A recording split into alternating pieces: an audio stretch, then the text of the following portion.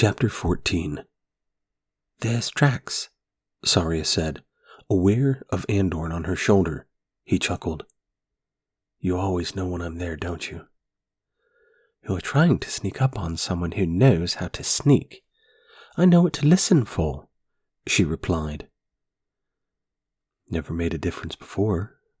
Andorn sighed as if he was pretending to grump about it. "Have you ever spent time with an elf before?" "No." "Good point. Most of your kind don't like my kind." "We're half the same," she replied, frowning and still staring at the tracks ahead of them. "Only half. Half isn't good enough for most." "I'm not most." Andorn didn't reply as Thorgrim caught up to them, huffing and puffing up the hill. They stood at the edge of the same field they'd stood at the night before, Yarlin and Mira bringing up the rear. More tracks led across the field, 8 distinct boot prints in the snow. They were clear and unmistakable, and they led towards the farmhouse, to the tenants' cottages.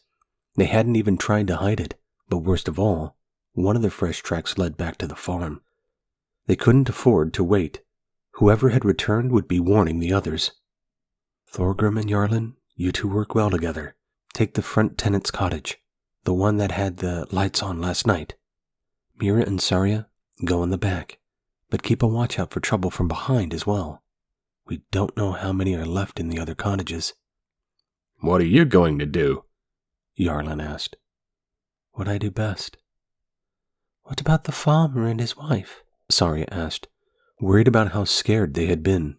She had all but promised they'd come to no harm. "I'll keep an eye on them as best as I can as well. But we need to get to the bottom of who started this.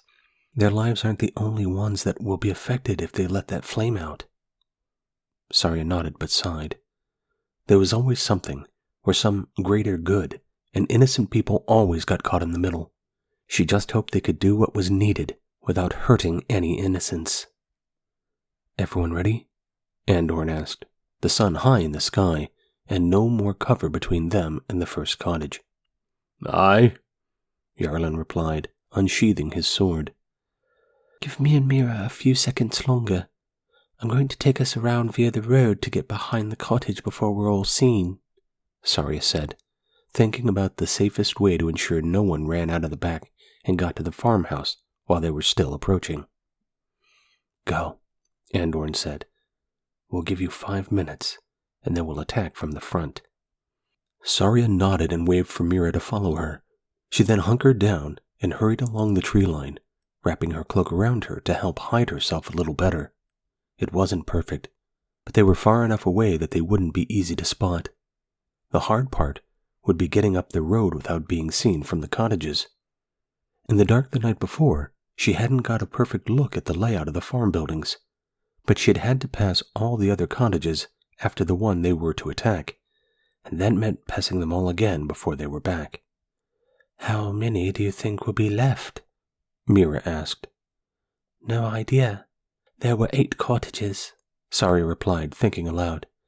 "We've killed a fair few already, though." "Yes, 4 or 5 that first day. Then we killed 2 at the hut the next day," Saria added. "We killed another bunch the rest of that day." "Aye, and 2 more were sneaking around." "And then 7 more today," Mira said, beginning to pant with exertion. "With any luck, there'll be less than half to go." "Damn! No wonder Andorn was worried." "I think Andorn is always worried," Saria said, thinking about the half-elf's constant serious expression. "He doesn't want anyone to get hurt." They reached the road, and for a moment Saria paused. Mira looked to her, and Saria pointed out their route and the edge of the cottages they could see just around the barn. "We should be quiet from here," Saria said, as they set off again, jogging upright now. I get the message. Incognito. Get the loudmouth to keep quiet." Despite her words, Mira grinned. She knew she'd talked a lot. Silences had never been comfortable for her. Saria smiled back, but pushed the banter from her head. They needed to focus. Yarlin, Andorn, and Thorgrim would have gone off by now. they needed to get to the back of the cottages quickly. As they approached the corner, Saria felt her heart race increase. Something didn't feel right. Instead of heading around it as she intended, she paused. "What?" Mira asked. "I'm not sure," she whispered. "I just think we need to be careful." "I thought we were being," Mira replied, looking a little confused. Saria shrugged, not having the words to explain any further. Instead of waiting longer, and aware Jarlen might get into trouble without their backup, even with Thorgrim helping him, Saria stepped out past the barn and hurried along the road. Mira followed, falling in behind her, and the pair of them soon saw what was bothering her. Several men were out in the road having an argument of some kind. They were dressed in much the same way as all the other ruffians had been, swords at their waists, and in a few cases long bows on their backs. As they approached, Saria grew more wary, but the argument they were having kept them too occupied to notice the watchers at first. Saria quickly reached for her bow with one hand as the first one glanced her way and pulled an arrow from her quiver with the other. "Looks like we're not going to make it to the back of that cottage door," Saria said.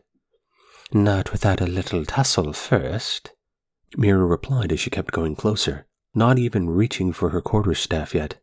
Saria went with her, not yet firing as the argument the men were having fizzled out. Before they could attack, however, a shout went up from the far cottage, and the yelling drew the attention of the 5 men arguing. 2 of them ran off to find out what was going on, while the other 3 turned their attention fully to Saria and Mira. Walking with confidence, they came closer, but Saria stopped and planted her feet firmly. One of the men was also an archer, but he had not pulled his bow. Saria didn't give him a chance to, shooting at him as quickly as she could. Mira seemed to sense the shot coming and moved to the left. She then followed it by more of those little magical balls of energy. Like little stones, but entirely magic-based. They all struck, knocking the thug back and making him hesitate. Saria saw the other 2 falter a step as well, but then they looked back at the 2 women and advanced again. Idiots. Mira continued to walk closer, and Saria followed a little slower, pulling another arrow into her bow as quickly as she could. She took only a fraction of a second longer to aim, but the second shot just missed, the thugs now far more alert. With none of them close enough for Mira to attack still, she stopped and pulled her quarterstaff out, more than happy to make them come the last of the distance to her. Saria didn't get too much closer, hoping that Mira could handle 2 fighters at once again while she picked off the archer. The battle was almost familiar, but this time they didn't have the others as backup, and Thorgrim wasn't nearby to bless them and help them concentrate. "Come on," she whispered to herself. "Concentrate anyway, and take this brute down." As soon as she finished speaking, she exhaled and fired. The arrow shot true, impaling the man right through the heart before he could react. The archer fell dead a fraction of a second before the other 2 men came within range of Mira's flame breath. Far enough from the forest she didn't have to feel restrained, Mira let loose a powerful barrage. Both men shrieked at the sudden heat and darted back. One cloak caught, going up fast, but the fighter reacted quickly and yanked it off, stomping it out on the ground. Mira took the opportunity to strike the other fighter while they were both distracted, and brought her quarterstaff down on the man's shoulder with a sickening crack. Saria fired again at the other, trying to draw his attention to her, even if it meant he charged her next. She got him in the leg and he wobbled, but he drew his sword a moment later, yelling what sounded like a name at the top of his voice, their healer perhaps. It seemed Mira didn't want to give him the chance to appear and do something about the fight, because she exhaled yet again, this time focusing on the fighter right in front of her. Once more he had to try and dodge back.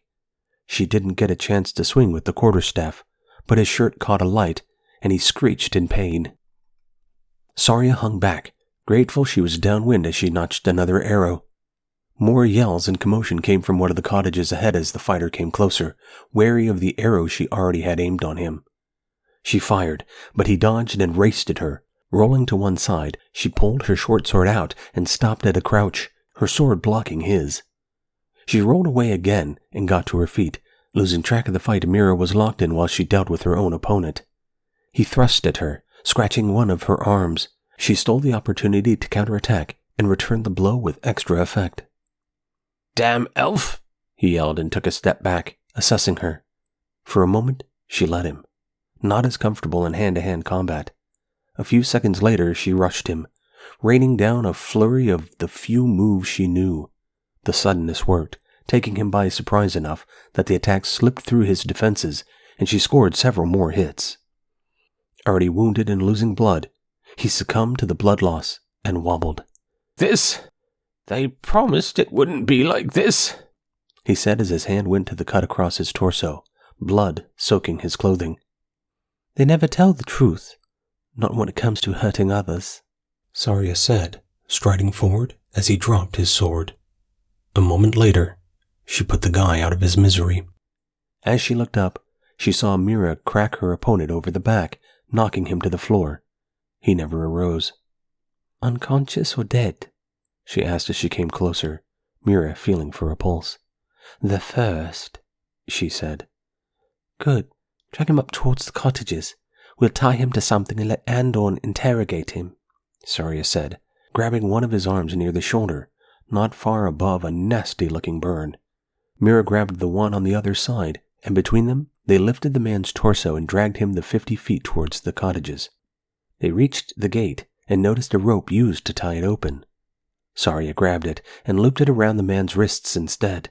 Then they left him just inside the cottage garden. Quickly, they opened the door to the nearest cottage, finding it wasn't locked, but the front door was also open, and Saria caught a glimpse of Andorn's cloak as he hurried towards the front of the next. It seemed he was already checking them, one by one, and they needn't bother. His words earlier making more sense. Aware Yarlin and Thorgrim could be in serious trouble, Saria led the way towards the far cottage, another arrow already in hand, and her bow back in the other. The cottage was full of noise, shouting and the clash of metal on metal. Saria yelled at the top of her lungs as she and Mira charged the back door. It gave under their combined force and sprang open. Keeping her balance, Mira hurried through first, but the room was empty. Ahead of them, through another doorway, they could see the back of an intense-looking fight, however. In close quarters, there was no way Mira was going to use her fire breath, but she wielded the quarterstaff as effectively as before. Striding through, she cracked a ruffian on the back of the head with it. He collapsed like a sack of potatoes, revealing Yarlin and Thorgrim wrestling with the same man between them. The thug had his hands locked around Yarlin's throat. Thorgrim was trying to pull him off. "Mira, out of the way!" Saria called, her arrow to her bow before she finished thinking. Mira was swift to obey, and the perfect moment opened up.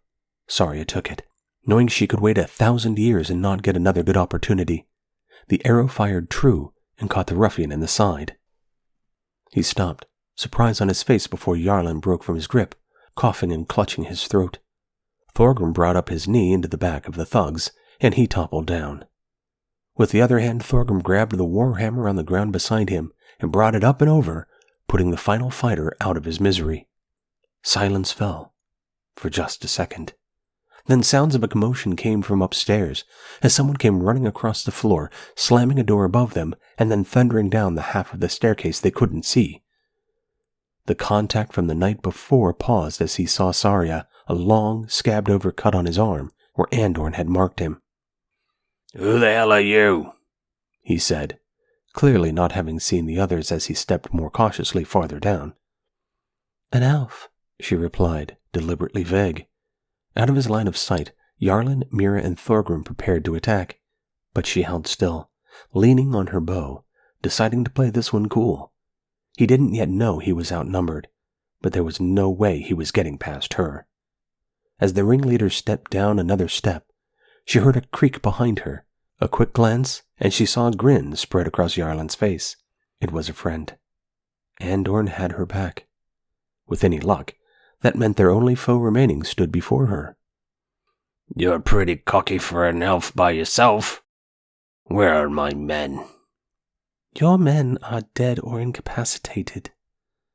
"All of them? You can't have bested all of them." "I didn't," she replied as he stepped down again. He had a pack on his back and something tucked under the uninjured arm. It was clear he was trying to leave, all packed up, like he knew the game was up. understanding seemed to dawn on the guy that she wasn't alone. He drew a sword, dropping his pack, and rushed at her. She sidestepped to avoid the point of his blade, but spun the longbow and caught him with a blow to the back of the head. It stunned him, allowing Andorn to rush in from the front, punching the leader in the face. Yarlin rushed up from behind, using the hilt of his own blade to finish the task and knock the man out. He crumpled to the ground, becoming a heap of belongings and floppy limbs. "That should be everyone," Andorn said. "I've checked the other cottages." "And the farm?" Saria asked.